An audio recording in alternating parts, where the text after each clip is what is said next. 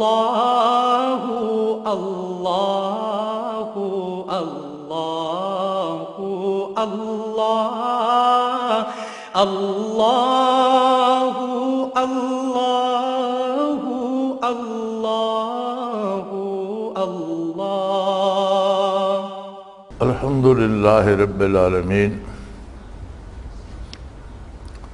والصلاة والسلام علی حبیبہ محمد وآلہ وصحبہ اجمعین اعوذ باللہ من الشیطان الرجیم بسم اللہ الرحمن الرحیم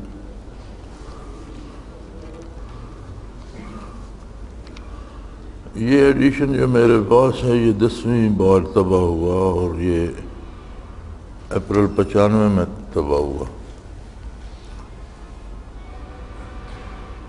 65 سے 95 تک 30 سالوں کا سفر ہے، لیکن اس 65 والی میں جو بعد میں 70 کے بعد جو ایڈیشن آئے ان میں حضرت رحمۃ اللہ تعالیٰ علیہ نے کچھ اور اضافے فرمائے۔ تو میں نے جب یہ ایڈیشن دیکھا دلائل السلوک کا تو بہتر سمجھا کہ جو اضافے حضرت رحمۃ اللہ علیہ نے فرمائے ان پر بھی نظر ڈال لی جائے، چونکہ اب کے بعد کے سارے ایڈیشنوں میں وہ اضافے موجود ہیں۔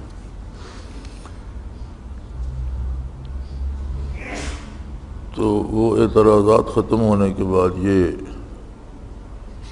باب ہے آداب مریدین مع شیخ، آداب مریدین مع شیخ، شیخ کے ساتھ مریدین کا تعلق کس طرح کا ہونا چاہیے۔ اس سے کہ آگے ایک اور باب ہے باب الکرامات، یہ اضافے بھی حضرت رحمۃ اللہ تعالیٰ علیہ کے ہیں جو بعد میں چیزیں لکھی گئیں۔ اور اس کے بعد سلسلہ ویسیہ کے بارے ایک چیپٹر ہے،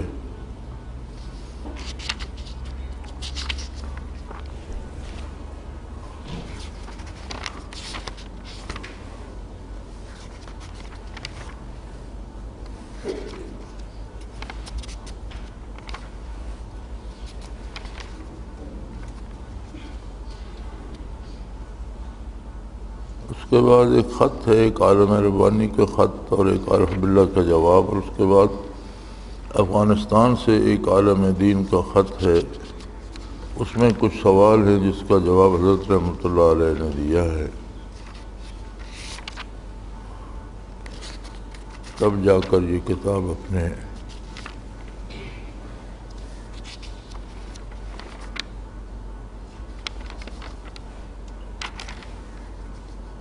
انجام کو پہنچتی ہے، مکمل ہوتی ہے۔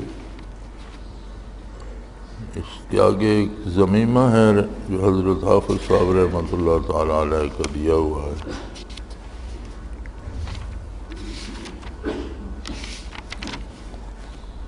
حضرت حافظ صاحب رحمۃ اللہ علیہ سے بھی اللہ کریم نے،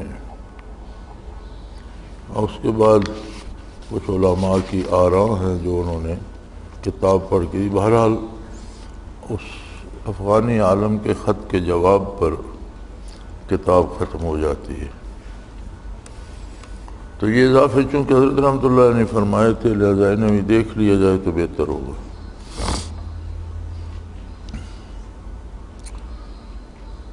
آداب مریدین مع شیخ، شیخ کے ساتھ مریدین کا کس طرح کے ادب کا تعلق ہونا چاہیے۔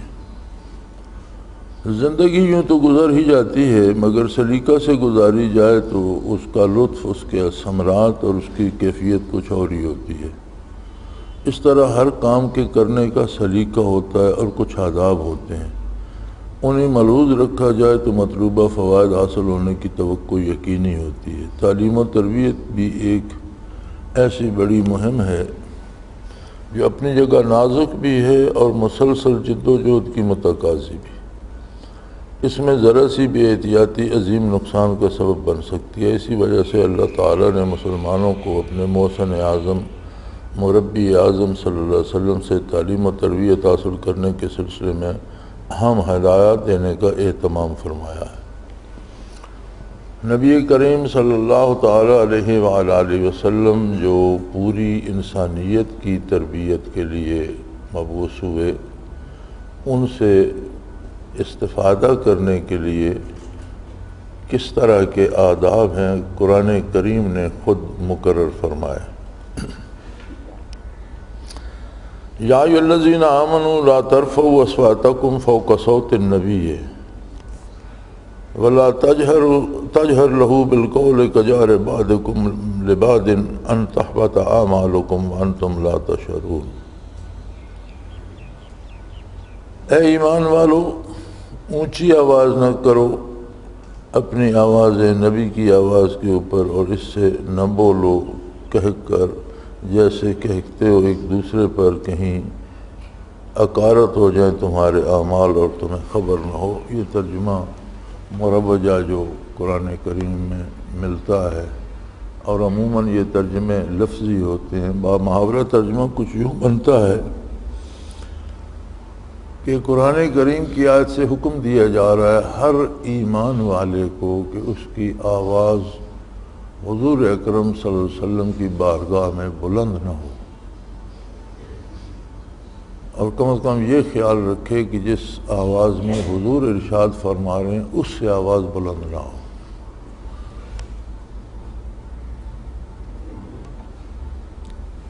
اور جس طرح بے تکلفی سے آپس میں گفتگو کرتے ہو، اس طرح حضور اکرم صلی اللہ علیہ وسلم سے گفتگو نہ کرو، کہیں ایسا نہ ہو کہ تمہارے اعمال ضائع ہو جائیں اور تمہیں اس کی خبر بھی نہ ہو سکے۔ انتم لا تشعرون، اور تشعرون کی اضافت اگر ہو لا ترفعوا کی طرف کی آواز بلند نہ کرو، پھر معنی یہی ہوگا کہ تمہارے اعمال ضائع ہو جائیں اور تمہیں پتہ ہی نہ چلے۔ لیکن بعض مفسرین نے یہ بھی فرمایا ہے کہ اس کی اضافت انت و اعمالکم کی طرف بھی ہو سکتی ہے، یعنی تمہیں آواز بلند کرنے کی، تم نے ارادتاً آواز بلند نہ کی، وانتم لا تشعرون، تمہیں یہ شعور نہ ہو کہ میں نے آواز بلند کی ہے، بے خبری میں بھی آواز بلند ہو جائے تو اعمال ضائع ہو جائیں۔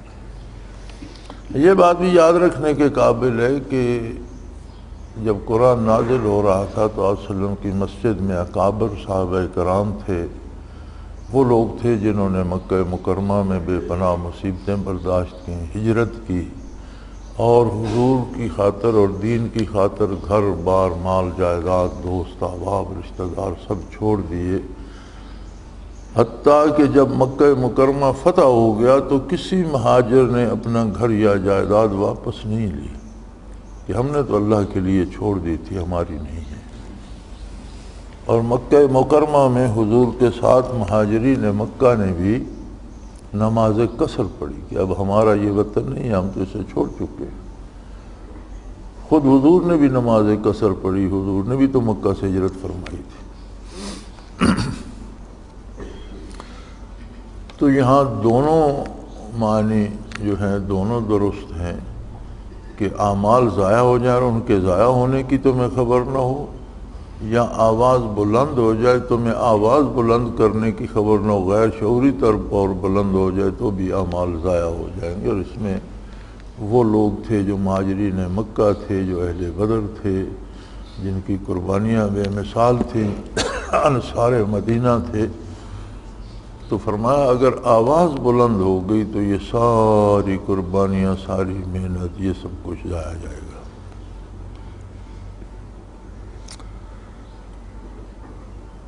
ان الذین ینادونک من وراء الحجرات اکثرهم لا یعقلون ولو انہم صبروا حتی تخرج الیہم لکان خیرا لہم۔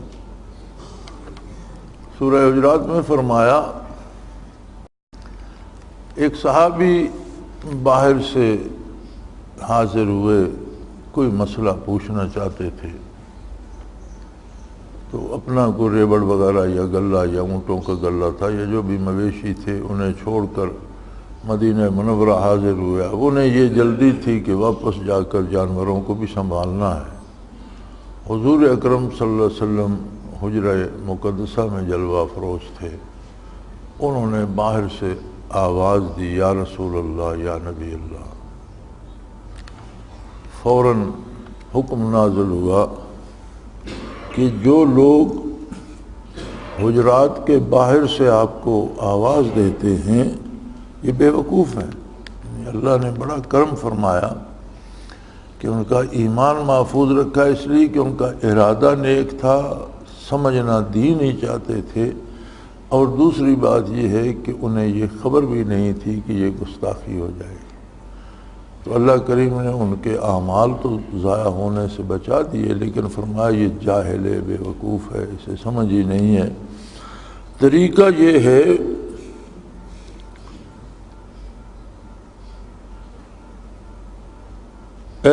لو انکم صبروا، یہ صبر کرتے، باہر بیٹھ جاتے در اقدس پر، حتی تخرج الیہم لکان خیرا لہم، کہ آپ مرضی سے باہر تشریف لاتے، اور یہاں یہ پابندی بھی علماء نے فرمائی تخرج الیہم، آپ مرضی سے تشریف لاتے اور اپنی مرضی سے اس کی طرف متوجہ ہوتے، تب وہ اپنی گزارش پیش کرتا۔ اگر حضور حجرہ مبارک سے باہر تشریف لائے اور کسی اور سے بات کر رہے ہیں تب بھی اسے بات کرنے کی اجازت نہیں، حتی تخرج الیہم، اس کی طرف متوجہ ہوتے پھر وہ اپنی گزارش پیش کر سکتا تھا۔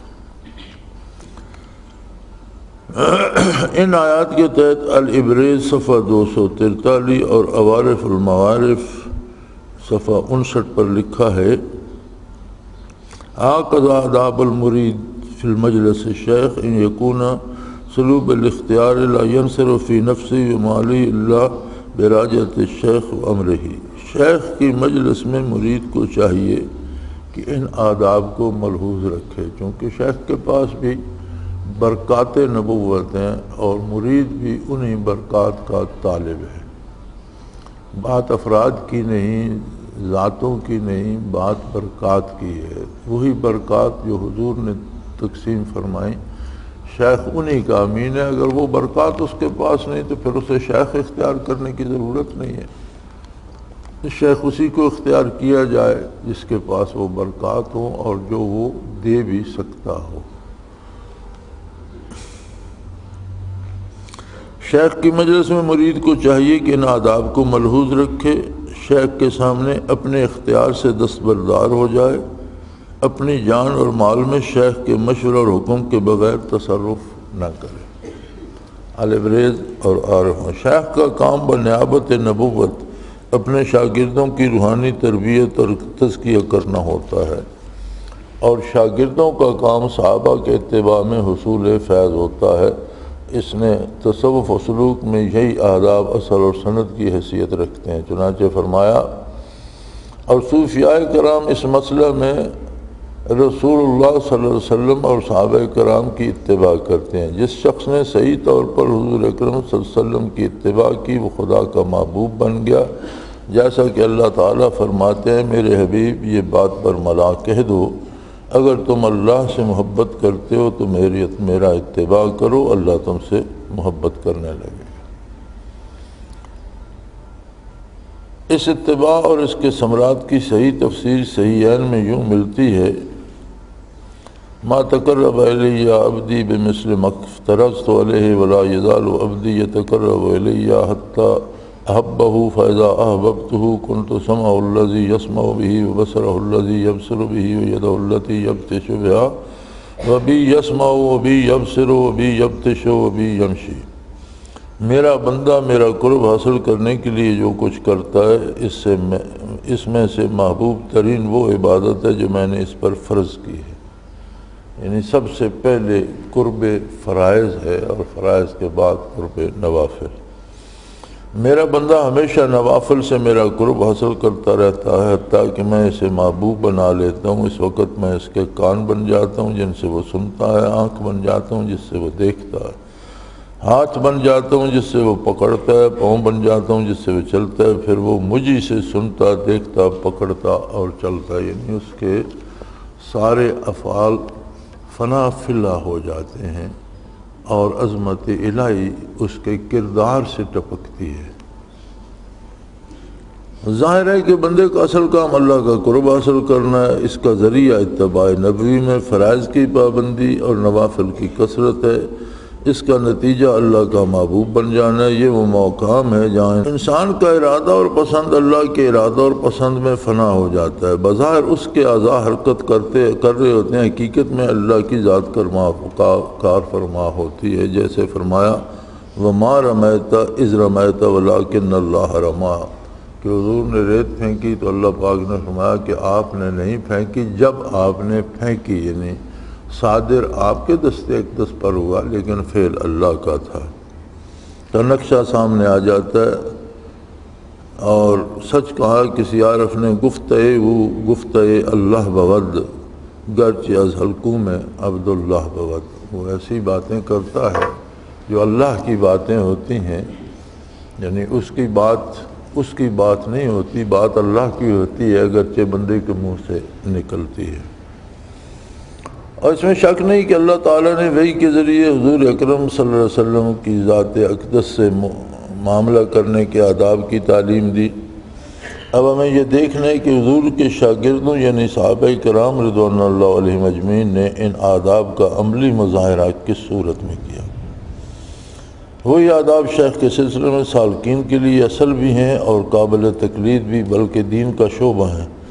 اگر یہ آداب دین سے خارج ہوتے تو یقیناً نبی کریم صلی اللہ علیہ وسلم صحابہ کو منع فرما دیتے یا قرآن میں ہی ان کا حکم نہ آتا۔ اب ہم حضور اکرم صلی اللہ علیہ وسلم کی مجلس میں صحابہ کرام کے بیٹھنے کی کیفیت ظاہر کرنے کے لیے چند مناظر پیش کرتے ہیں۔ حضور صلی اللہ علیہ وسلم کی مجلس میں صحابہ کرام کی حالت۔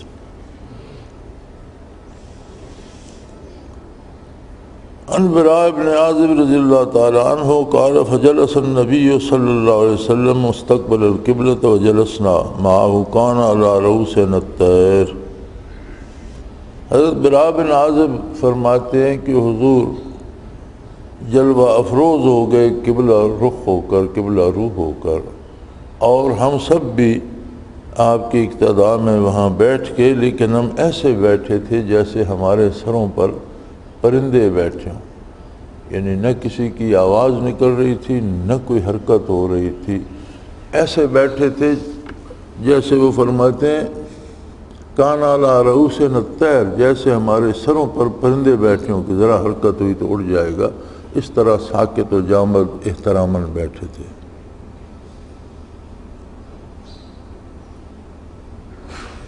لمحات شرح مشکات میں ہے حیت در نشستن صحابہ کرام در حضرت رسول اللہ صلی اللہ علیہ وسلم در احادیث بسیار آمدہ و مذکور است۔ صاحب لمحات لکھتے ہیں کہ حضور کی مجلس میں صحابہ کرام کس طرح سے بیٹھتے تھے، یہ حدیث شریف میں بہت جگہ اس کا ذکر ہوا ہے۔ اور مجلس میں بیٹھنے کی یہ صورت تب پیدا ہوتی ہے جب آدمی کی توجہ شیخ کی ذات پر مرکوز رہے۔ مجلس میں جب بیٹھتا ہے تو اسے متوجہ ہونا چاہیے تاکہ کچھ برکات اسے نصیب ہوتی رہیں، خیالات اور نگاہ ادھر ادھر نہ بھٹکتی پھرے، کان اس طرف لگے رہیں کہ جانے کس وقت کوئی بات مرکز توجہ زبان سے نکلے اور اس کے پلے باندھ لی جائے، سن کے پلے باندھ لی جائے۔ صحابہ کرام کی یہ حالت صرف اسی وجہ سے ہوتی تھی کہ وہ حضور اکرم صلی اللہ علیہ وسلم کو مصدر ہدایت سمجھتے اور اپنے آپ کو محتاج جانتے۔ اس نظریے کے تحت سالک کو اپنے شیخ کی مجلس میں اس طرح بیٹھنا چاہیے۔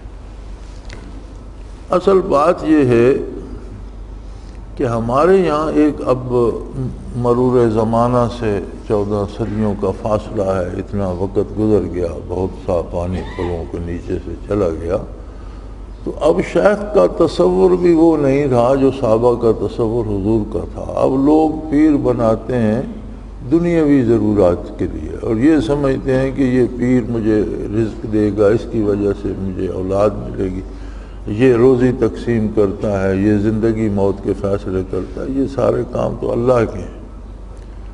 اسلام میں پیر کی ضرورت یا شیخ کی ضرورت صرف اس لیے ہے کہ وہ کیفیات، وہ برکات باطنی جو تصوف، احسان اور سلوک کہلاتی ہیں وہ حاصل کی جائے۔ تو یہ سارے آداب ان کے لیے ہیں۔ اب جو لوگ پیروں کو یہ اللہ کا درجہ دیے بیٹھے ہیں وہ تو شاید سجدے بھی کرتے ہیں اور پاؤں بھی چومتے ہیں، اور ان کا تو کوئی، ان کے لیے تو میرا خیال ہے وہ تو حد سے زیادہ ہی عبادت کی حد تک کرتے ہیں۔ یہ بات ان لوگوں کی ہو رہی ہے جن کے پاس شیخ بھی واقعی اللہ کا دیا ہوا اللہ کا بندہ ہے، اور ان کے دل میں بھی اللہ کے قرب کی طلب ہے۔ اپنے قلب کا رخ شیخ کی طرف ہو، خیالات اور نگاہ کو آوارہ ہونے سے بچائے۔ نمبر 2، جو سالک سلوک کی اعلیٰ منازل میں جا رہے ہوں وہ اپنی آخری منزل پر توجہ کر کے بیٹھیں کہ شیخ کے سینے سے فیض انعکاسی عمل کے ذریعے سے نہیں پہنچ رہا ہے۔ ویسے بھی شیخ کی مجلس میں بیٹھیں تو منازل بالا والے ساتھیوں کو اپنے منازل آخری پہ متوجہ ہو کے بیٹھنا چاہیے کہ وہ اس درجے پہ ہوتے ہیں جہاں خواہ مخواہ انہیں فیض پہنچتا رہتا ہے۔ جو سالک لطائف کر رہے ہیں انہیں اپنے لطائف پر خیال کر کے بیٹھنا چاہیے، جیسے بیٹری چارج کرنے کے لیے مین سے کنیکشن کر کے رکھ دیا جاتا ہے۔ اسی طرح سالک اپنے قلب کا ربط شیخ کے ساتھ جوڑ کے بیٹھ رہے۔ صحابہ کرام رضوان اللہ علیہم اجمعین اور اطاعت رسول اللہ صلی اللہ علیہ وسلم، صحابہ حضور کے ارشاد کی تعمیل کس طرح کرتے تھے؟ عن جابر قال استوى رسول اللہ صلی اللہ علیہ وسلم علی المنبر قال اجلسوا فسمع ابن مسعود فجلس على باب المسجد فرعاه رسول اللہ صلی اللہ علیہ وسلم فقال تعال۔ حضور منبر پر تشریف لے گئے اور فرمایا بیٹھ جاؤ۔ کچھ لوگ کھڑے ہوں گے، کچھ بیٹھے ہوں گے۔ حضور منبر پر تشریف لے گئے اور حکم دیا کہ سب بیٹھ جاؤ۔ حضرت عبداللہ ابن مسعود، حضرت ابن مسعود جو بہت اکابر صحابہ میں سے تھے، وہ مسجد کے دروازے سے داخل ہو رہے تھے۔ جب حضور نے فرمایا بیٹھ جاؤ تو وہیں دروازے میں بیٹھ گئے۔ تو سب بیٹھ گئے تو حضور کی نگاہ عادی پڑی تو آپ نے فرمایا آگے آ جاؤ۔ یعنی انہوں نے یہ نہیں دیکھا، سمجھتے تو وہ بھی ہوں گے کہ حضور مسجد میں جو ہے انہیں حکم دے رہے ہیں بیٹھ جاؤ، لیکن سادہ سی بات ہے جب حکم سنا بیٹھ جاؤ، جہاں تھے وہاں بیٹھ گئے۔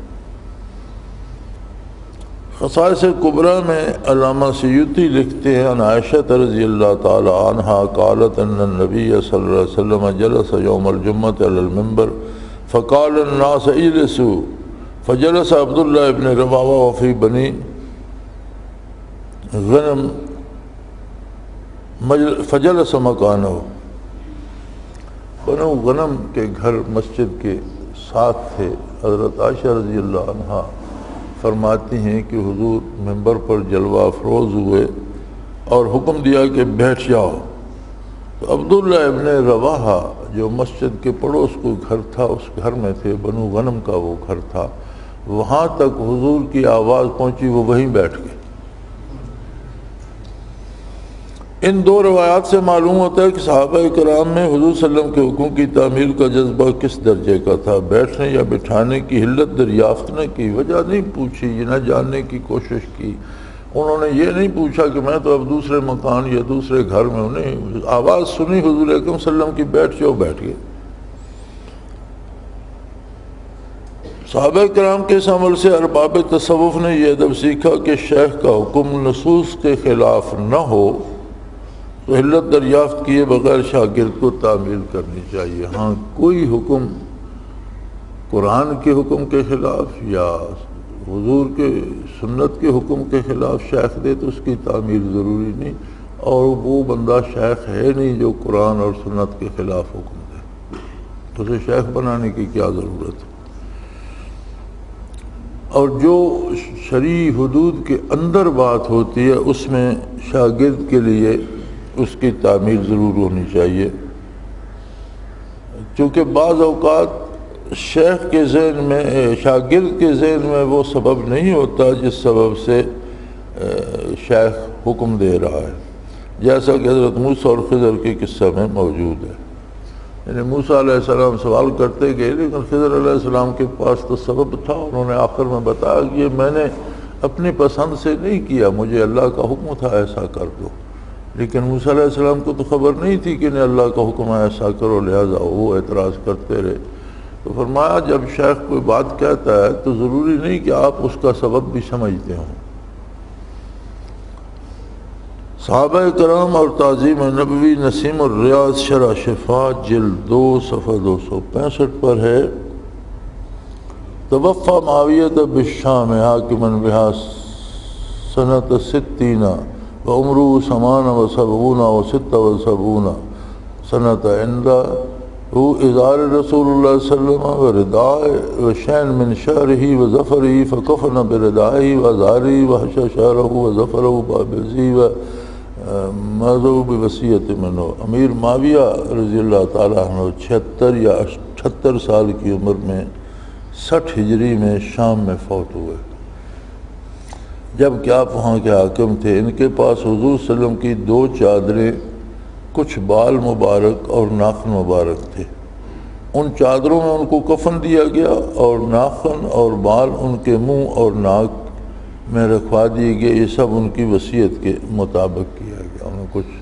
ناخن مبارک آنکھوں میں رکھوائے تھے اور بال مبارک حضور کے جو تھے وہ منہ میں رکھوائے۔ انہوں نے وصیت کی تھی کہ یہ بال ہے مبارک میرے منہ میں رکھ دیے جائیں، حضور کے اترے ہوئے ناخن مبارک تھے یہ میری آنکھوں میں رکھ دیے جائیں، اور ان چادروں سے جو حضور کی استعمال شدہ تھیں مجھے کفن دیا جائے۔ عوارف المعارف جلد اول صفحہ 106 پر ہے کہ ایک چادر امیر معاویہ رضی اللہ عنہ نے کعب ابن زہیر کی اولاد سے 20,000 درہم کے بدلے خریدی تھی۔ امیر معاویہ رضی اللہ عنہ نے حضرت کعب سے یہ چادر مانگی مگر انہوں نے انکار کر دیا۔ ان کی وفات پر ان کی اولاد سے 20,000 میں خرید لی۔ واقعہ یوں ہے کہ جب حضرت کعب مسلمان ہوئے، حضور صلی اللہ علیہ وسلم نے وہ چادر جو اوڑھ رکھی تھی کعب کی طرف پھینک دی۔ آپ نے اوپر چادر لی ہوئی تھی، حضرت کعب خدمت عالی میں حاضر ہوئے، اسلام قبول کیا تو آپ نے تحفۃً وہ چادر انہیں عطا کر دی، ان کی طرف پھینک دی۔ جب حضرت معاویہ رضی اللہ عنہ کا دور آیا تو آپ نے 10,000 درہم میں یہ چادر خریدنا چاہی تو حضرت کعب نے جواب دیا کہ اس چادر میں اپنے آپ سے زیادہ حقدار کسی کو نہیں سمجھتا، حضور نے مجھے عطا کی ہے، میں نہیں سمجھتا کہ کوئی دوسرا اس کا مستحق ہے۔ ان کی وفات کے بعد ان کی اولاد سے حضرت معاویہ نے 20,000 میں خرید لیے اور ہاتھوں ہاتھ چلتی ہے، حتیٰ کہ شیخ شہاب الدین سہروردی کے زمانہ میں مصر کے خلیفہ ناصر الدین کے پاس پہنچ گئی۔ وہ جو تحفتاً حضرت معاویہ نے خریدی تھی وہ انہوں نے سنبھال کے رکھی، حتیٰ کہ بعد کے امراء کے پاس، بادشاہوں کے پاس چلتی رہی، حتیٰ کہ شیخ شہاب الدین سہروردی کے زمانے میں مصر کے خلیفہ ناصر الدین کے پاس تھی۔ ان روایات سے سبق ملتا ہے کہ شیخ کے لباس کی بھی تعظیم کی جانی چاہیے، محبت اور ادب کا یہی تقاضا ہے۔ بطور برکت نسل بعد نسل مسلمان حکمرانوں نے اس کی حفاظت کی اور اپنے پاس رکھی۔ ایک بڑی عجیب بات نسیم الریاض میں انہوں نے اور روض الانف میں دونوں کتابوں میں ملتی ہے کہ حضور اکرم صلی اللہ علیہ وسلم نے ایک خط کا ذکر کیا گیا جو آپ نے ہرقل روم کے نام بھیجا تھا، مشہور خط ہے، حضور نے ہرقل روم کو لکھا تھا۔ ہرقل باوجود عیسائی ہونے کے آداب الانبیاء سے واقف تھا، اس نے خط کی حفاظت اور تعظیم کی وصیت کر دی۔ ہرقل روم نے حضور صلی اللہ علیہ وسلم کے نام مبارک کو بڑے احترام و تعظیم سے سونے کی ایک نلکی میں رکھا ہوا تھا اور روم بادشاہوں کے پاس یہ خط یکے بعد دیگرے ورثے میں آتا رہا۔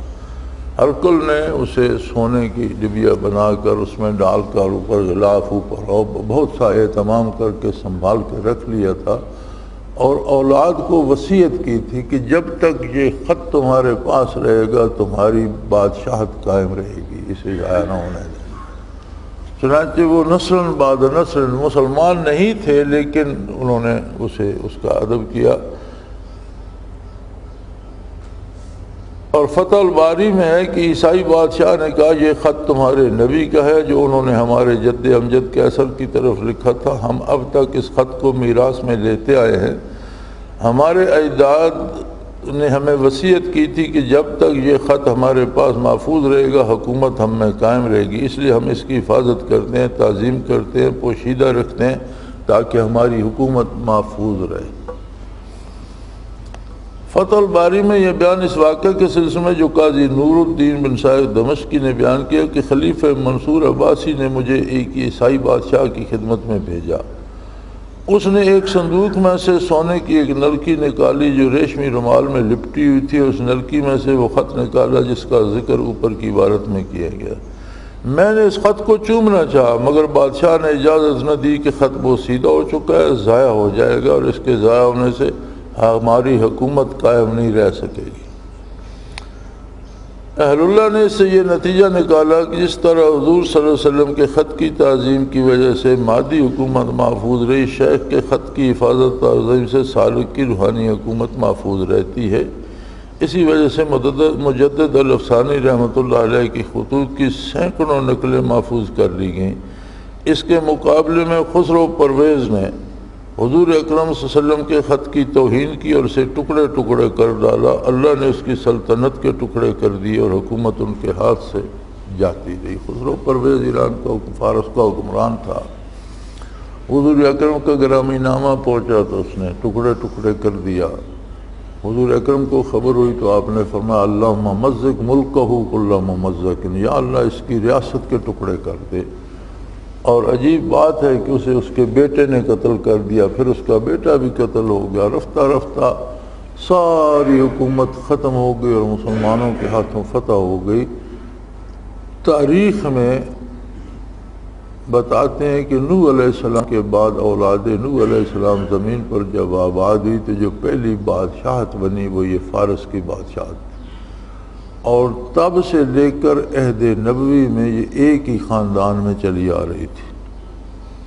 تو اتنی مستقل حکومت اور اتنی بڑی مضبوط حکومت تباہ ہو گئی۔ حیرت ہوتی ہے کہ آج مسلمانوں کو کیا سوجھی کہ بڑے شوق بڑے فخر سے اپنے بیٹوں کے نام پرویز رکھتے ہیں۔ یہ بھی بڑی عجیب بات ہے۔ مجھے اگلے دن ایک ای میل موصول ہوئی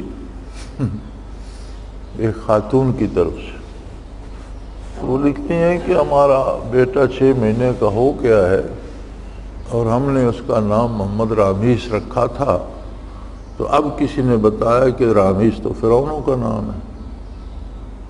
حد ہو گئی مسلمانوں والی۔ تو میں نے اسے لکھا کہ فرعون تو مصر کے اس خاندان کے حکمرانوں کا عرف تھا، جو بادشاہ بنتا اسے فرعون کہتے تھے، ورنہ ان کے نام تو تھے اور بھی بہت سے تھے، اور رامیس بھی ان میں سے ایک فرعون کا نام تھا۔ یعنی آپ اندازہ کریں کہاں سے یہ تلاش کرتے ہیں، اور ساتھ محمد بھی جوڑ دیتے ہیں۔ صدام محمد رامیس میں فرعون کے ساتھ محمد لگانے کی کیا ضرورت؟ اسی طرح یہاں آپ کو پرویز احمد، محمد پرویز، پرویز رشید، رشید کا معنی ہوتا ہے بہت ہی اچھا، بہت اعلیٰ کردار کا۔ رشید راشد راشدہ اس کا مطلب ہوتا ہے بہت پائے کے، بہت اعلیٰ کردار کے، بہت مقبول اللہ۔ پرویز رشید، اور پتہ نہیں آگے پیچھے ایک نہ ایک پرویز لگا دیتے ہیں۔ انہیں چاہے پرویز سے تو ابلیس اچھا ہے، پھر نام کے ساتھ ابلیس لگاؤ یا شیطان لگاؤ، پرویز سے تو کم برا ہے، وہ تو اس سے بھی بڑھ گئے تھے۔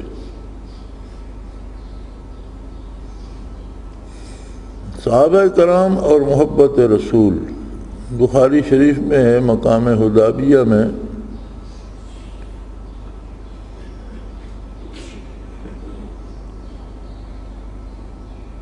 سبحان اللہ، ما تنخم النبی صلی اللہ علیہ وسلم نخامۃ الا وقت فی کف رجل منہ فذاک وجہہ وجلدہ۔ مقام حدیبیہ میں جب قیام تھا تو اس وقت کے حالات کو دیکھ کر جو واقعہ بخاری شریف میں حدیث میں لکھا گیا ہے وہ ہے کہ حضور صلی اللہ علیہ وسلم جب لب دہن کے فرماتے تھوکتے تو کسی نہ کسی صحابہ کے ہاتھ پہ جاتا، صحابہ لپکتے تھے، زمین پر نہیں جانے دیتے تھے، ہاتھوں میں لے کر اپنے منہ اور بدن پر مل لیتے۔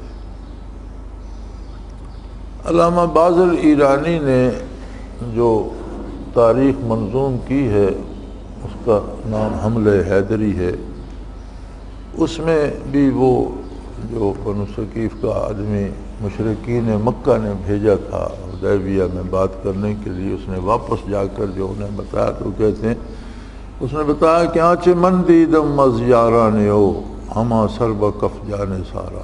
مکہ والوں کا خیال تھا کہ کچھ مدینے کے لوگ ہیں، کچھ مکے کے ہیں، پھر مکہ مکرمہ کے بھی مختلف قبائل کے ہیں، تو یہ مختلف ماؤں کے بیٹے ہیں، جب لڑائی ہوگی تو سب بھاگ جائیں گے، اپنی اپنی جان بچائیں گے۔ تو اس نے آ کے بتایا ایسی بات نہیں ہے، آنچ من دیدم مزیارانے ہو ہما سر بکف جانے سارانے۔ میں نے یہ دیکھا ہے کہ جتنے لوگ حضور کے ساتھ ہیں وہ اپنا سر ہتھیلی پہ رکھے ہوئے ہیں، وہ سب جان دیں گے، بھاگیں گے نہیں۔ حتیٰ کہ اس نے کہا محمد چوں انداز دابے دہن براں آب خومی کو ندن جو من گیرند و مالند و بر چشم رو وزاں آب تازہ کو نندابل۔ اس نے کہا تم بھاگنے کی بات کرتے ہو، جب حضور تھوک مبارک پھینکتے ہیں تو وہ لپکتے ہیں، زمین پر نہیں جانے دیتے، ہاتھوں پر لے لیتے ہیں اور اسے ہاتھوں پہ مل کر چہرے پہ اور بدن پہ ملتے ہیں، وضاں آب تازہ، اور سمجھتے اس پر فخر کرتے ہیں کہ ہماری آبرو میں اضافہ ہو گیا۔ تو ایسے لوگ چھوڑ کر بھاگنے والے نہیں ہیں۔ اور بخاری شریف میں ہے وَإِذَا تَوَضَّأَ النَّبِيُّ صلی اللہ علیہ وسلم قَادُوا يَقْتُلُونَ عَلَىٰ وُضُوئِهِ، جب حضور وضو فرماتے تو ایسے پتہ چلتا تھا کہ وضو کے پانی پر تو ایک دوسرے کا سر کاٹ دیں گے، اس بےتابی سے لپکتے کہ وہ وضو مبارک کا پانی بھی زمین پہ نہیں جانے دیتے تھے، ہاتھوں پہ لے لیتے تھے، چہروں پہ ملتے، جسم پہ ملتے۔ صحابہ کرام کا باہمی حفظ مراتب اور تعلیم نبوی کا لحاظ رکھنا۔ حضرت عبداللہ ابن عباس رضی اللہ تعالیٰ عنہ حضرت ابی ابن کعب کے گھر جا کر قرآن مجید کی تعلیم حاصل کرتے تھے۔ حضرت عبداللہ ابن عباس حضرت عباس رضی اللہ تعالیٰ عنہ کے بیٹے تھے اور حضور کی قرابت کی وجہ سے بہت معزز تھے، اور حضرت ابی ابن کعب عام صحابہ کرام میں سے تھے، لیکن چونکہ انہیں تو تعلیم حاصل کرنی تھی تو ان کے گھر جاتے، اور گھر جا کر کرتے یہ تھے کہ دروازہ نہ کھٹکھٹاتے، باہر بیٹھتے اور اطلاع بھی نہ دیتے، انتظار کرتے رہتے۔ باہر جا کر دروازے کے پاس بیٹھ جاتے، نہ دروازہ کھٹکھٹاتے، نہ اندر اطلاع دیتے، انتظار کرتے رہتے۔ تو حضرت ابی ابن کعب کو یہ بات ناگوار، انہوں نے کہا ایسا کیوں کرتے ہو بچے؟ ایک روز حضرت ابی ابن کعب نے فرمایا ابن عباس دروازہ کھٹکھٹا دیا کرے، جب آپ آتے ہو تو دروازہ کھٹکھٹا دیا کرو۔ انہوں نے جواب دیا کہ ایک عالم اپنی قوم میں وہی مقام رکھتا ہے جو نبی اپنی امت میں، اور اللہ نے اپنے نبی کے حق میں فرمایا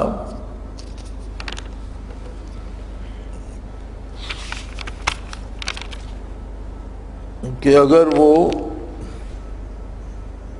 انتظار کریں کہ حضور صلی اللہ علیہ وسلم خود ان کی خاطر گھر سے نکلیں تو یہ بہتر ہوگا۔ میں نے یہ قصہ بچپن میں دیکھا، میری عمر اس وقت کم تھی جب یہ واقع ہوا، لیکن میں نے دیکھا اور اپنے مشائخ کے ساتھ میں اسی کے مطابق رویہ اختیار کیا۔ میں نے ان کا مجھے یاد ہے کہ جب حضور کو حجرے کے باہر سے ایک صحابی نے آواز دی تھی تو اللہ کریم ناراض ہوئے تھے اور فرمایا تھا باہر انتظار کرتے ہو، میں چونکہ آپ سے قرآن پڑھنے آتا ہوں اس لیے میں آواز دینا مناسب نہیں سمجھتا، میں باہر بیٹھ کے انتظار کرتا ہوں۔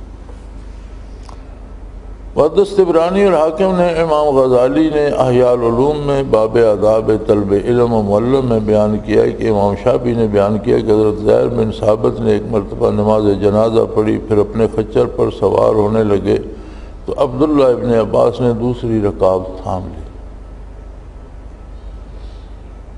آپ نے فرمایا اے حضور کے چچا زاد بھائی رکعت کو چھوڑ دیں۔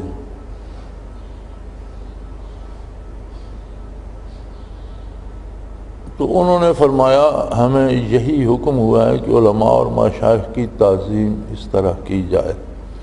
اس پر حضرت زید رضی اللہ عنہ نے ان کے ہاتھ چوم لی اور فرمایا ہمیں بھی یہ حکم ملا، آپ حضور کے چچا زاد بھائی ہیں تو حضور کے رشتے سے میں آپ کے ہاتھ چومتا ہوں۔ شیخ سے ملاقات کی غرض شاگرد باہر سے ہے تو اس لیے کہ کے لیے آیت ولو انہم صبروا اور صحابہ کرام کے عمل سے یہ سبق ملتا ہے کہ شیخ کے گھر کا دروازہ کھٹکھٹانا نہ شروع کر دے، بلکہ اس وقت تک انتظار کرے جب شیخ اپنے معمول کے مطابق باہر نکلے۔ ہاں کوئی ضروری امر پیش آ جائے تو اطلاع کرا دے، پھر بھی آوازیں نہ دینے لگے، نہ تقاضا کرنے لگے۔ صحابہ کرام کی سیرت کا مطالعہ کرنے سے معلوم ہوتا ہے کہ ان حضرات نے واقعی شاگردی کا حق ادا کر دیا اور حضور صلی اللہ علیہ وسلم سے محبت، آپ کی تعظیم، آپ کے اتباع کی ایسی مثالیں چھوڑ گئے جو رہتی دنیا تک اللہ والوں کے لیے مشعل راہ کا کام دیتی رہیں گی۔ تصوف و سلوک کا ابتدا تا انتہا ادب ہی ادب ہے۔ شیخ اور سالک کا تعلق بظاہر استاد شاگرد کا سا نظر آتا ہے، لیکن حقیقت ایک بار ان دونوں میں بہت بڑا فرق ہے۔ حصول تعلیم کے سلسلے میں ایک شاگرد کے دل میں استاد کا احترام موجود نہ بھی ہو تو حصول علم میں رکاوٹ نہیں ہوتی ہے۔ علم ظاہری میں اگر کوئی شاگرد استاد کو اچھا نہ بھی سمجھتا ہو تو جو کچھ وہ پڑھاتا ہے وہ پڑھ سکتا ہے، مگر سالک کو اپنے شیخ سے جس قسم کا قلبی تعلق ہوتا ہے، سالک نے کیفیات قلبی حاصل کرنی ہوتی ہیں، اس میں معمولی سا فرق بھی آ جائے تو حصول فیض میں رکاوٹ بن جاتا ہے۔ جب شیخ سالک کو توجہ دینے لگتا ہے تو جہاں رحمت باری شیخ کی طرف متوجہ ہوتی ہے وہاں رضائے باری تعالیٰ بھی شیخ سے وابستہ ہوتی ہے۔ یہ دونوں چیزیں شیخ کے واسطہ سے سالک کی طرف متوجہ ہوتی ہیں۔ سالک خواہ کتنے بلند منازل طے کر جائے، اس کی باغ ڈور شیخ میں ہاتھ میں ہوتی ہے، جیسے کاغذ کی پتنگ میں کتنی بلند ہو جائے ڈور اڑانے والے کے ہاتھ میں ہوتی ہے، جب چاہے اتار لے، یا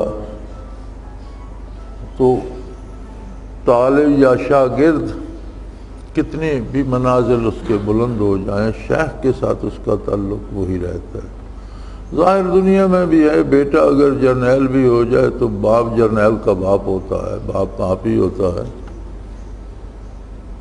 التصوف کلہ ادب وکل وقت ادب وکل حال ادب وکل مقام ادب ومن یلزم الادب یبلغ مبلغ الرجال ومن حرم الادب فهو بعید من اللہ مردود۔ تصوف سارے کا سارا ادب ہے، ہر وقت کے لیے ادب، ہر حال اور ہر مقام کے لیے ادب۔ جس نے ادب کو لازم پکڑا وہ مردان خدا کے درجے پر پہنچا، اور جو ادب سے معروم ہوا خدا سے دور ہوا، مردود ہوا۔ ظاہری علوم اور تصوف میں ایک فرق اور بھی ہے کہ استاد کے بغیر بھی کسی نہ کسی درجے کا علم حاصل کیا جا سکتا ہے۔ علوم ظاہری کیوں کالج سکول نہیں گیا یا استاد نہیں ملا تو بھی کچھ نہ کچھ کتابیں دیکھ کر کسی نہ کسی موضوع پہ وہ اگر اسے کچھ پڑھنا آ جائے تو کچھ نہ کچھ سیکھ ہی لیتا ہے، مگر تصوف سلوک کی راہ میں شیخ کامل کی راہ بری کے بغیر چلنا محال اور قرب الہی کی منزل تک پہنچنا ناممکن ہے۔ امام راضی نے اہدنا الصراط المستقیم صراط الذین انعمت علیہم کی تفسیر میں فرمایا، فی ھذا البدل اشارۃ ان الصراط المستقیم لا یتاتی بدون مطابقت اہل الصراط المستقیم ولا یکفی فی زبر ولا اوراق۔ اس میں اشارہ ہے کہ صراط مستقیم پر انسان نہیں چل سکتا جب تک اس راہ پر چلنے والے لوگوں سابقہ لوگوں کا اتباع نہ کرے، اور اس راہ پر چلنے کے لیے صرف کتابوں کی ورگردانی کام نہیں دے سکتی۔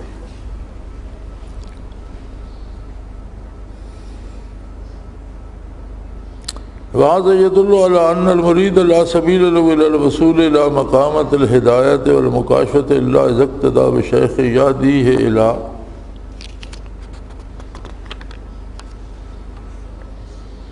سَوَاءِ السَّبِیلِ وَيُنْجِیہِ مِنْ مَوَاقِعِ الْأَغَالِيطِ وَالْأَضْلَالِ وَذَلِکَ لِأَنَّ النَّقْصَ غَالِبٌ عَلَىٰ أَکْثَرِ الْخَلْقِ وَعُمُولِہِمْ غیر وافیت بادراک الحق و تمیز الصواب عن الغلط فلا بد من کامل یقتدی بالنقائص حتی یتواکل ذلك الناقص بنور عقل ذلك الکامل یصل الى المدارج السعادت و معارج الکمال۔ ایک روز حضرت ابی نے فرمایا ابن عباس دروازہ کھٹکھٹا دیا کریں، تو انہوں نے جواب دیا کہ ایک عالم اپنی قوم میں وہی مقام، اچھا یہ پیچھے چلا گیا یار، یہ نہیں تھا۔ یہ امر اس کی دلیل ہے کہ مرید طالب کے لیے ہدایت کے مقامات اور مکاشفات تک پہنچنے کا اس کے بغیر کوئی ذریعہ نہیں کہ شیخ کامل کی اقتداء کرے، جو اس کی رہنمائی کرے گا اور اسے غلطیوں اور گمراہیوں سے بچائے گا۔ اس کی وجہ سے نقص اکثر مخلوق پر غالب ہے اور عقول انسانی ادراک حقیقت کے لیے ناکافی، یعنی انسان تے اکثر کمزوری نقص والے پاسے انسان کثرت نہ دوڑدا، نہ والے پاسے جلدی بہنا، اور ادراک حقیقت کے لیے انسانی عقل ناکافی ہے۔ حق اور باطل میں کما حقو تمیز کر لینا انسانی عقل کی بس کی بات نہیں، لہذا یہ ضروری ٹھہرا کہ شیخ کامل کی تلاش کرے، اس کی اقتداء کرے، تاکہ اس ناقص عقل کامل کے نور عقل سے کامل بن جائے اور ناقص سعادت کے مدارج اور کمال کے اوج تک پہنچ سکے۔ اس آیت کی تفسیر سے ظاہر ہے کہ شیخ کامل کی رہنمائی کے بغیر منازل سلوک طے نہیں ہو سکتے، اور سالک کا مقصد وصول الی المحبوب ہوتا ہے۔ اور ارشاد ربانی ہے والذین آمنوا اشد حبا للہ کے تحت رب العالمین ہی مومن کا محبوب ہے۔ شیخ چونکہ محبوب تک پہنچانے والا ہے، شیخ بھی محبوب ہے۔ جس شیخ نے اللہ کو سالک کا محبوب بنایا وہ اللہ کا محبوب بنایا، جیسے فرمایا یحبہم ویحبونہ، ایسا شیخ کیوں نہ محبوب ٹھہرے۔ لیکن شیخ کی محبت اور اظہار محبت میں حدود شرعی کا لحاظ رکھنا ضروری ہے۔ انسانوں سے انسانوں کے تعلقات کی شریعت نے حدود مقرر کر دی ہیں، لہذا ان حدود کا دھیان رکھنا ضروری ہے۔ ایسا نہ ہو کہ فرط محبت میں شیخ کو خدا سمجھنے لگے یا شیخ کو سجدے کرنے لگے۔ اول شرک اور ثانی قطعی حرام ہے۔ اگر شیخ کوئی معبود سمجھ لیا تو یہ شرک ہے، اگر سمجھتا ہے کہ نہیں معبود تو نہیں، تعظیم سجدے کر رہا ہوں تو وہ بھی حرام ہے۔ یہ ضروری نہیں کہ شیخ لازماً مرید سے علم میں بڑا ہو یا ورع تقوی میں زیادہ ہو، ہاں یہ ضروری ہے کہ شیخ سے جو علوم حاصل کرنے ان میں شیخ لازماً کامل اور مکمل ہو۔ یہ بڑی عجیب بات ہے۔ بعض اوقات ایسا ہوتا ہے کہ صحابہ کرام میں شاید ایسے صحابہ مل جائیں جنہوں نے اتنی کثرت سے نوافل نہیں پڑھے جتنے بعض میں کسی ولی اللہ نے پڑھے ہوں، لیکن کیا وہ ان کے درجے کو پہنچ سکتا ہے؟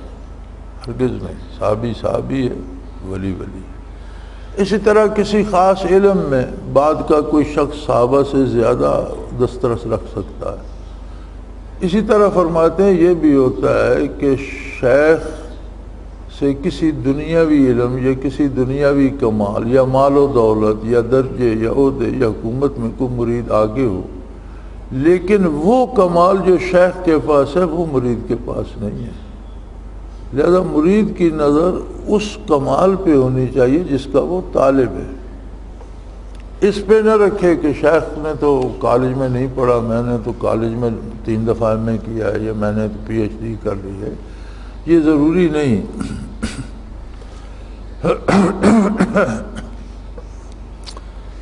الحمدللہ میرے ساتھ کبھی کسی نے حضرت رحمۃ اللہ علیہ کے بارے بات کرنے کی جسارت ہی نہیں کی، یہ اللہ کا بڑا احسان ہے۔ اور تقریباً ربع صدی حضرت رحمۃ اللہ کے ساتھ کی سعادت نصیب رہی، تو ہماری حاضری کثرت سے ہوتی تھی۔ ہم سال میں نہیں، ہفتہ نہیں برداشت کرتے تھے، اور ایک رات ٹھہرتے لیکن جاتے ضرور تھے۔ تو دندہ شاہ بلاول سے پیدل جایا جاتا تھا، بسیں بھی اتنی نہیں ہوتی تھیں اس زمانے میں، یہاں سے جاتے جاتے شام ہو جاتی تھی، عموماً عصر کے وقت وہاں ہم پہنچتے تھے اور صبح نکلتے تو شام کو واپس آتے۔ ایک دن ایسا اتفاق ہوا، یہ چکرالہ بڑا سخت سا گاؤں ہے اور بہت بڑا گاؤں ہے، بڑے بڑے بدماش چور چکے مشہور ہے اس معاملے میں، بڑے بڑے تکڑے لوگ، لڑنے مرنے مارنے والے، اور ہمیشہ اب بھی لڑتے بھڑتے قتل کرتے رہتے ہیں۔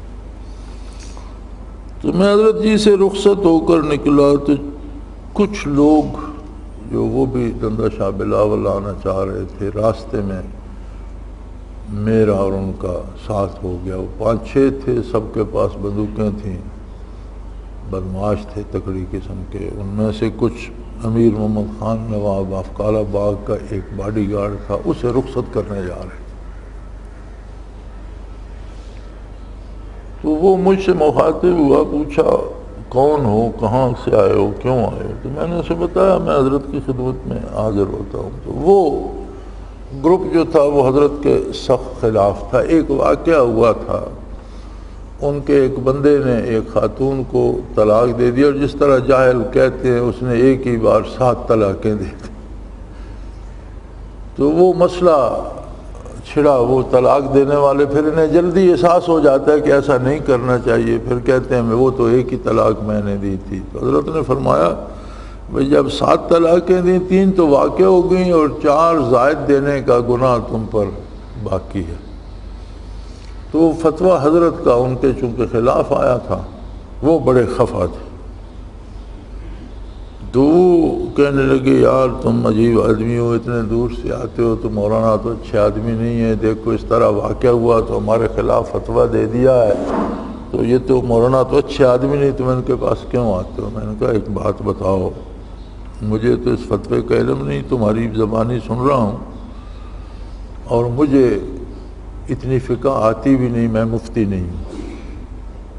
تو وہ مفتی کا کام ہے، حضرت فتویٰ دے سکتے ہیں، ان کا کام ہے، ان کو پتہ ہوگا کیا غلط ہے کیا صحیح ہے، مجھے اس سے غرض نہیں۔ میں ان کی خدمت میں آتا ہوں اللہ اللہ سیکھنے کے لیے، اور بڑا خوب سکھاتے ہیں وہ۔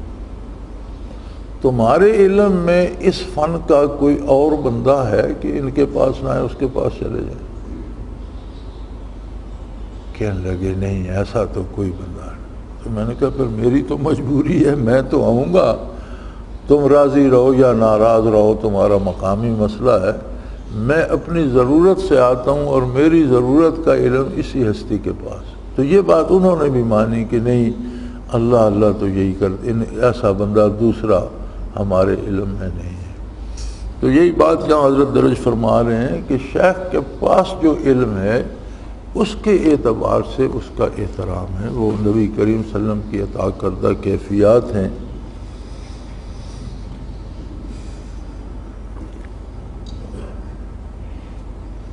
یہ ضروری نہیں کہ شیخ لازماً مرید سے علم ظاہر میں بڑا ہو یا ورع تقوی میں زیادہ ہو، یہ ضروری ہے کہ شیخ سے جو علوم حاصل کرنا ہے ان میں وہ کامل و مکمل ہو۔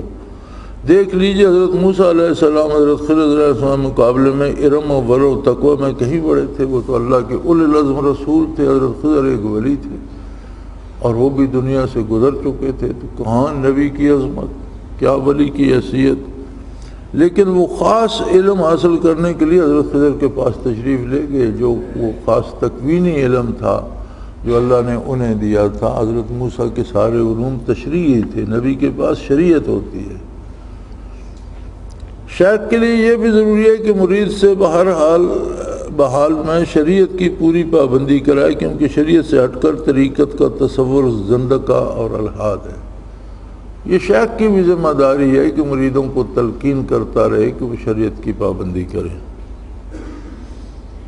جامع الکرامات اولیاء اللہ جلد اول صفحہ 511 پر ارشاد ہے کہ شیخ ابو العباس نے فرمایا کوئی کتب نہیں ہو سکتا، نہ اوتاد ہو سکتے ہیں، اور نہ کوئی ولی ہو سکتا ہے جب تک اس کے دل میں حضور اکرم صلی اللہ علیہ وسلم کی تعظیم نہ ہو اور آپ کی شریعت اور اس کے احکام بجا نہ لائے۔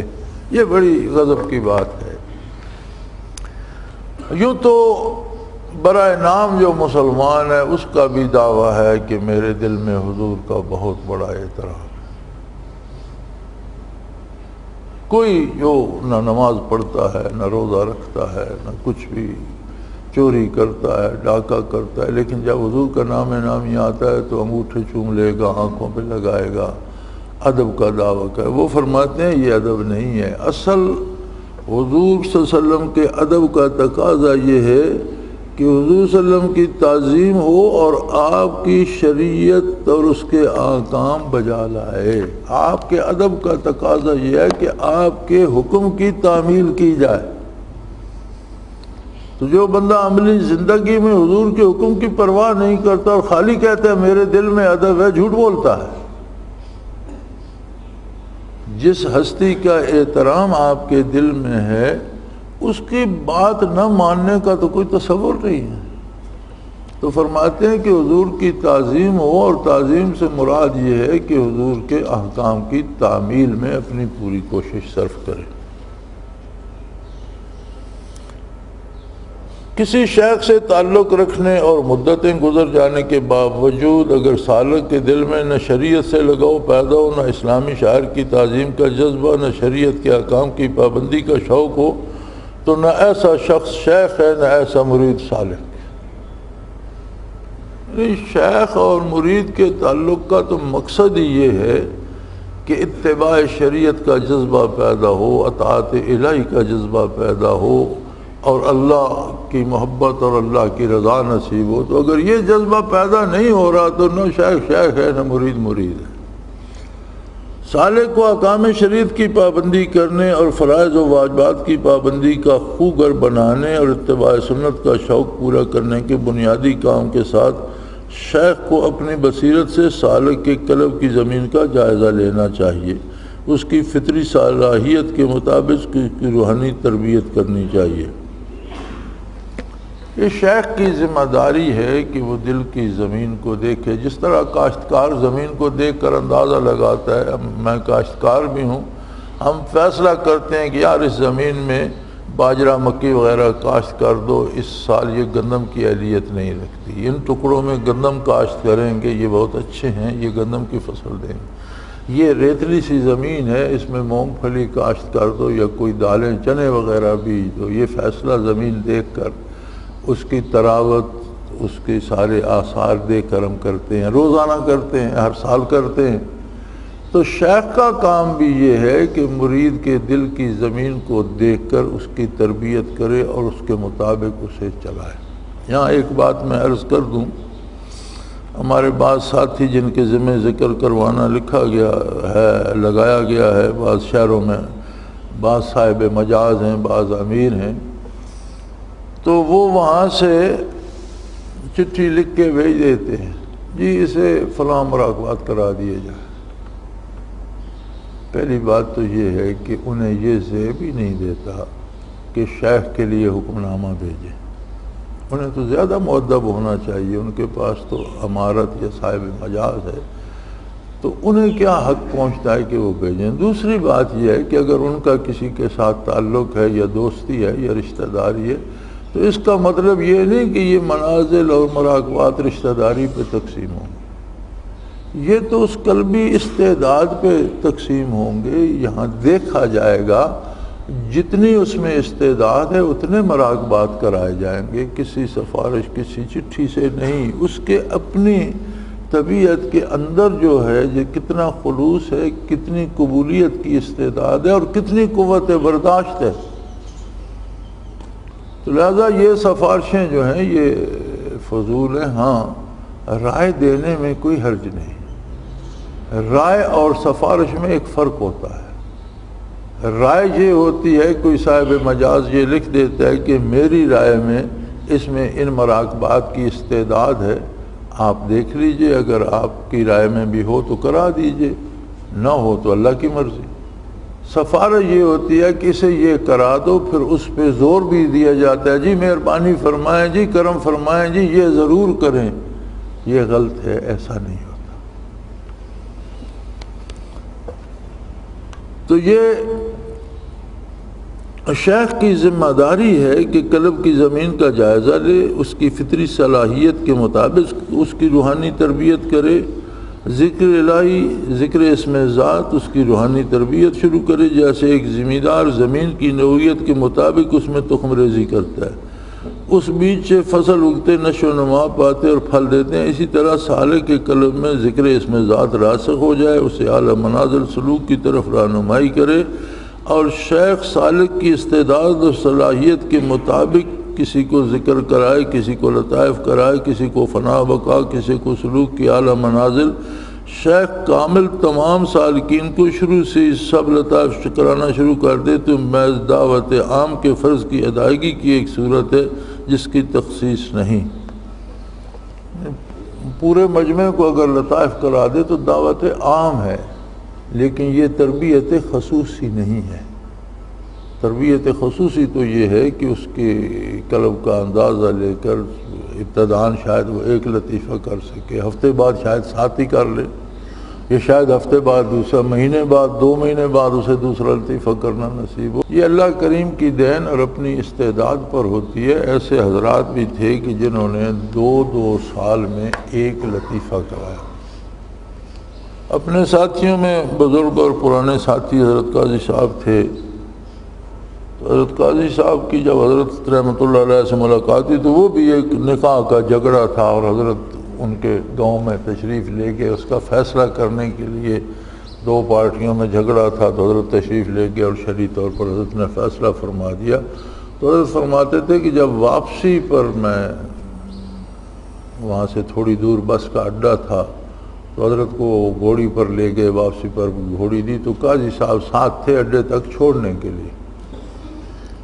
تو راستے میں قاضی صاحب نے بات کی، دندہ شاہ بلاول حضرت صاحب ہوتے تھے، اب ان کا وہاں مزار ہے، حضرت شاہ بلاول کے خاندان سے تھے، اور میرے خیال میں وہ آخری ہستی تھے جن کے پاس تصوف سلوک کی منازل تھی۔ اس کے بعد پھر وہاں بھی رسم ہی رہ گئی، گدی نشینی بن گئی ہے۔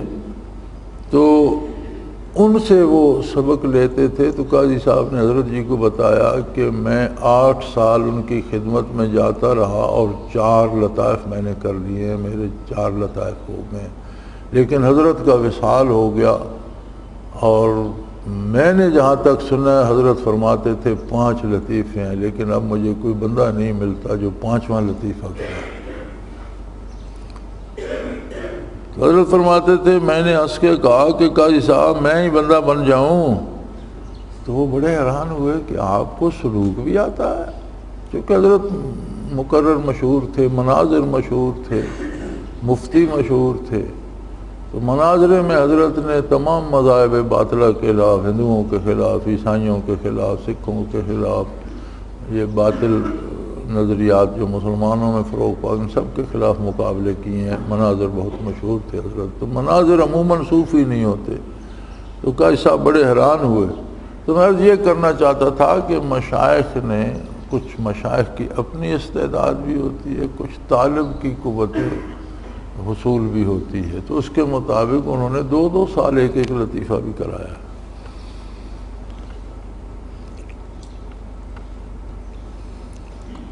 تو زمین کی نوعیت کے مطابق اس میں تخم ریزی کرتا ہے، اس سے بیج اور فصل اگتے، نشو و نما پاتے ہیں۔ پھر شیخ سالک کی استعداد صلاحیت کے مطابق ذکر کراتا ہے۔ سب لطائف شروع کرا دے تو یہ محض دعوت عام ہوگی۔ ایک صورت ہے جس میں کسی کی تخصیص نہیں، ہاں لطائف کے بعد سلوک کے منازل سالک کی استعداد کے مطابق ہی کرائے جا سکتے ہیں۔ یہ صورت حضور اکرم صلی اللہ علیہ وسلم کی اس سنت کے عین مطابق ہے، کلموا علی قدر عقول الناس، جیسا حضور نے فرمایا کہ لوگوں سے اتنی بات کرو جتنی وہ سمجھ سکیں۔ کلموا علی قدر عقول الناس، لوگوں میں جتنی بات سمجھنے کی صلاحیت ہے اتنی بات ان کو بتائی جائے۔ شیخ صحاب الدین سہروردی نے عوارف المعارف جلد اول صفحہ 44 پہ فرمایا کہ مشائخیت کا مرتبہ تصوف کے اعلیٰ مراتب سے اور دعوت اللہ کے سلسلے میں نیابت نبوت کی حیثیت رکھتا ہے۔ اس لیے شیخ کا فرض ہے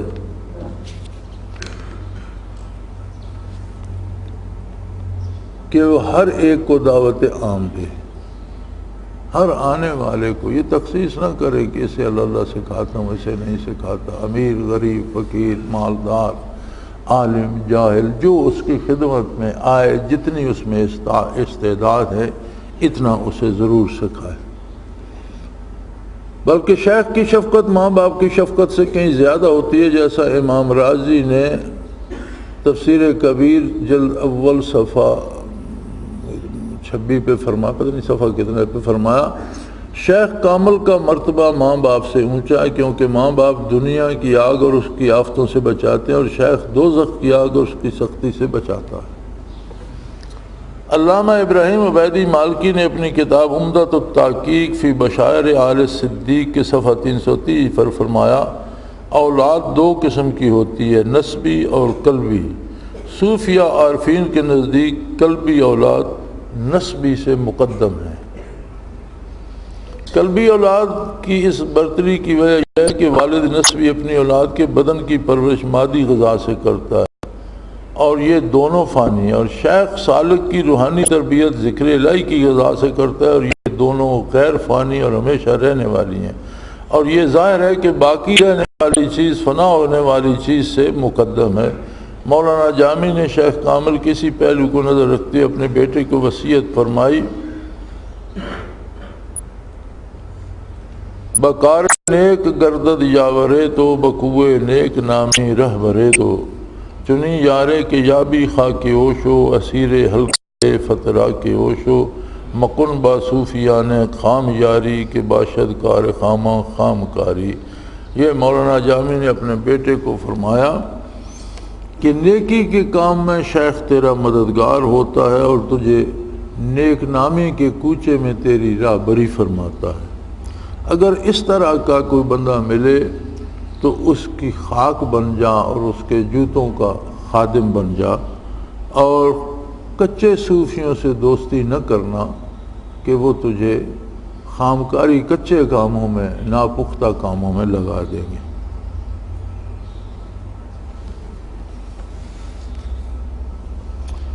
چلیے باقی انشاءاللہ یہاں سے آگے کل چلیں گے۔ آپ نے تو آج کتابیں رکھ دیں، کل اپنی لے لینا۔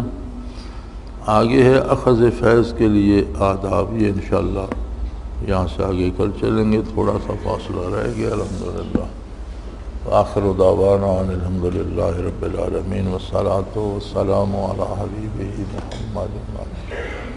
اللہم ربنا لا تقتلنا بغضبک ولا تہلکنا بعذابک واعف عنا قبل ذلک۔ اللہم ربنا لا تسلط علینا من لا یرحمنا، انت ولینا فی سفرنا وحضرنا فی مالنا واہلنا، انت ولینا فی الدنیا والآخرہ، توفنا مسلمین والحقنا بالصالحین۔ اللہم انصر الاسلام والمسلمین، اللہم اید الاسلام والمسلمین، اللہم اعز الاسلام والمسلمین فإنک علی کل شیء قدیر۔ اللہ کریم ہماری خطائیں معاف فرما، ہمیں بخش دے، ہمارے والدین کو بخش دے، ہمارے اساتذہ کو بخش دے، ہماری اولادوں کو بخش دے، ہمارے بہن بھائیوں کو بخش دے، ملنے جلنے والوں کو بخش دے۔ تو قادر کریم ہے یا اللہ، رحمت کی بارش نازل فرما۔ اللہ کریم قید سالی کی مصیبت سے نجات عطا فرما اور رحمت کی بارش نازل فرما۔ اللہ منزل علینا من السماء مان مبارکا نافعا غیر دار، نافعا غیر دار، نافعا غیر دار۔ هو الذی ينزل الغیث من بعد ما قنطوا وینشر الرحمۃ وهو الولی الحمید، وهو الولی الحمید، وهو الولی الحمید۔ وصلی اللہ تعالی علی حبیبہ محمد وعلی سیدنا برحمتک یا اللہ اللہ اللہ اللہ اللہ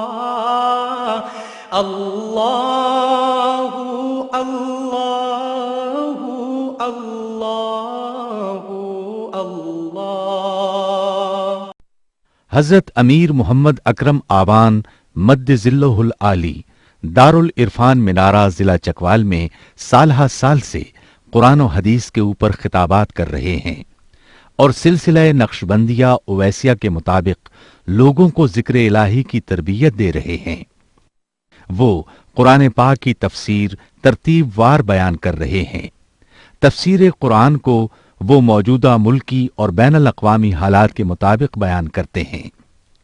موٹر وے سے کلر کہار کے انٹرچینج سے نکلتے ہوئے، کلر کہار کی جھیل سے ہوتے ہوئے، میانی، بوچھال اور نور پور سے گزرتے ہوئے دارالعرفان منارہ پہنچ سکتے ہیں۔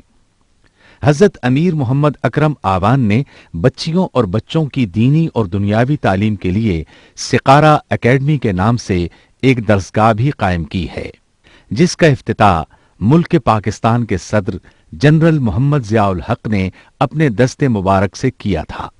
वो तमाम अहबाब जो इस्लाम की तलब रखते हैं उनसे गुजारिश है कि दारुल इरफान मिनारा जिला चकवाल में अमीर मोहम्मद अकरम आबान साहब के खिताबात से मुस्तफीद हों। वो हर जुमे को नमाज से पहले बयान फरमाते हैं। हर माह की पहली इतवार को माहाना इज्तिमा होता है जिसमें आप खुसूसी खिताब फरमाते हैं और पाकिस्तान के चारों सूबों से अहबाब इस इज्तिमा में शिरकत करते हैं। इसके अलावा यहाँ साल में 2 मरकजी इज्तिमात भी होते हैं, एक रमजानुल मुबारक में एतिकाफ का इज्तिमा और दूसरा जुलाई और अगस्त में 40 दिन का इज्तिमा होता है जिसमें रूहानी तरबियत की जाती है। अपना खून सीमाब देकर इतना हम कर जाएंगे, नाम आका का चमन में फिर रकम कर जाएंगे।